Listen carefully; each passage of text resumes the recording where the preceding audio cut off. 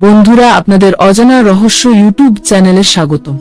আপনি যদি চ্যানেলটিকে সাবস্ক্রাইব করে না থাকেন, সাবস্ক্রাইব করে নিন, এখনই জীবন বদলে যাবে। হ্যালো বন্ধুরা, কেমন আছো সবাই? আশা করি সবাই আছো ভালো। তো আজকে আমি তোমাদেরকে বলবো, জীবনে সুখী হতে চাইলে এই 5 ধরনের মানুষ এড়িয়ে চলুন। বন্ধুরা, আমরা সুখী হতে চাইলেও আশপাশের কিছু মানুষের কারণে তা সম্ভব হয়ে ওঠে না। তো চলুন আজকে আমরা এমন 5 ধরনের মানুষ চিনে নিই ভালোভাবে। বন্ধুরা, আপনাদের আশেপাশে এমন অনেক মানুষ আছেন যাদের কারণে আপনি সুখী হতে পারছেন না। আর আশেপাশের মানুষের কথা ভাবলে আমাদের প্রথমেই মাথায় আসে পরিবার ও বন্ধু বান্ধবের কথা। সে অর্থে পরিবার বদলানো বা বাছাই করার সুযোগ না থাকলেও বন্ধু বা সঙ্গী নির্বাচনের ব্যাপারে সচেতন আমরা হতেই পারি। আপনার জীবনের প্রতিটি স্তরে যেসব মানুষ প্রতিনিয়ত নানাভাবে প্রভাব ফেলছে, তাদের বাছাই করতে সতর্ক না হলে শেষটা আপনাকেই ভোগ করতে হবে। তাই বন্ধুরা, বন্ধু নির্বাচনের ক্ষেত্রে এই 5 ধরনের মানুষকে একেবারে এড়িয়ে চলুন। কখনো এদের সাথে বন্ধুত্ব করবেন না। নাম্বার 1, মিথ্যাবাদী মানুষ। বন্ধুরা, প্রতিনিয়ত মিথ্যা কথা বলার অভ্যাস যে কোনো সম্পর্কে ভুল বোঝাবুঝি ও সন্দেহ সৃষ্টি করে। শুধু তাই নয়, আপনার খুব কাছের কোনো বন্ধু যদি নানা বিষয়ে মিথ্যা বলে বিভিন্ন পরিস্থিতি থেকে মুক্তি পেয়ে যায়, তবে তা আপনাকে প্রভাবিত করতে পারে। বন্ধুরা, হয়তো আপনি মিথ্যা একদমই বলেন না, ফলে না চাইলেও অনেক কাজ আপনাকে করতে হয়। অপরদিকে আপনার বন্ধু দিব্যি মিথ্যা বলে পার পেয়ে যান। এতে আপনার মনে হতেই পারে সত্যের চেয়ে মিথ্যা বলাটাই আপনার জন্য মঙ্গল। যে আপনি কোনোদিনই মিথ্যা বলতেন না, সেই আপনি হয়তো একটি দুটি করে মিথ্যা বলতে শুরু করে দিলেন।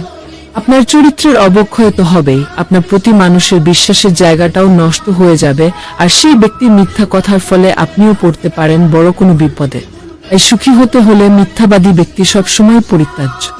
নাম্বার 2, পরচর্চার অভ্যাস আছে যাদের। বন্ধুরা, আমরা কম বেশি সবাই এমন কাউকে চিনি যার কাছে সবার হাড়ির খবর পাওয়া যায়। এবার ভাবুন যে এই ব্যক্তি আপনার বন্ধু। আপনি বন্ধু হিসেবে তাকে একান্ত গোপনীয় কোনো বিষয় জানালেন।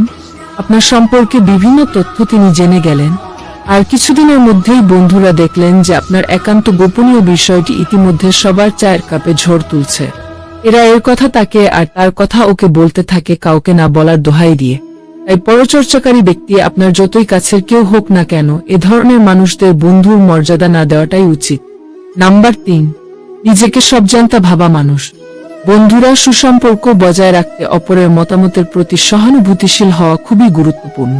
কিন্তু জীবনে চলার পথে আমরা এমন কিছু মানুষের সংস্পর্শে আসি যারা অন্যের মতামতকে গুরুত্ব দিতে চান না, অন্যের মতকে অগ্রাহ্য করে কিংবা নানা ছুতায় ভুল প্রমাণ করে। বন্ধুরা নিজের মতকেই সঠিক হিসেবে প্রতিষ্ঠা করতে চান। এমন সুঘোষিত সবজান্তার সমস্যাদের সঙ্গে কাজ করতে গেলে কিংবা সাধারণ বন্ধুত্ব রক্ষা করতে গেলেও আপনি এক পর্যায়ে হাঁপিয়ে উঠবেন।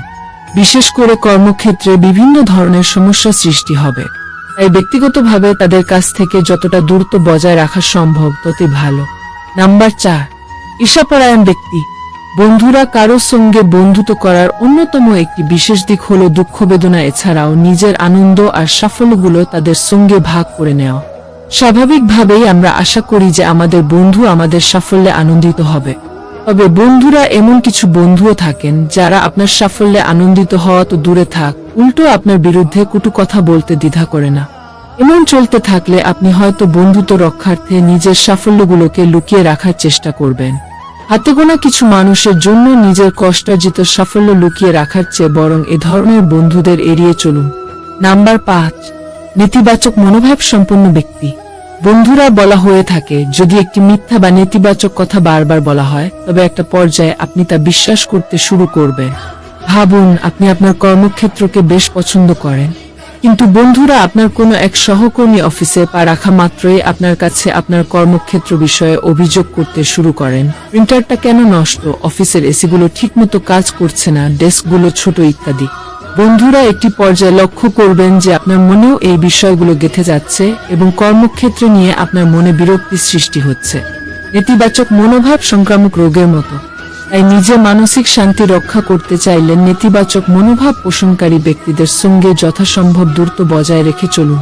তো এই ছিল আজকের ভিডিওটি কেমন লাগলো কমেন্ট করে জানাও। ভিডিও ভালো লাগলে লাইক করো।